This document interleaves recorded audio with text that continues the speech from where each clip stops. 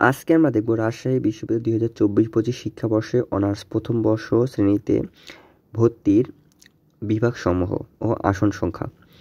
তো এখানে হচ্ছে কলা অনুষদের আসন সংখ্যা আমরা দেখি। এখানে মোট আসন হচ্ছে 886টি। এটা হচ্ছে কলা অনুষদের আসন। এখানে দর্শনের সিট হচ্ছে 110টি, ইতিহাসের সিট হচ্ছে 100টি, ইংরেজি হচ্ছে 90, বাংলা হচ্ছে 80টি সিট, ইসলামের ইতিহাস ও সংস্কৃতি 100টি সিট, আরবি হচ্ছে 110টি সিট, ইসলামিক স্টাডিজ 100টি সিট, নাট্যকলা হচ্ছে 15টি, সঙ্গীত 30টি, ফার্সি ভাষা ও সাহিত্য 55টি, সংস্কৃত 56টি আর উর্দু হচ্ছে 40টি আসন।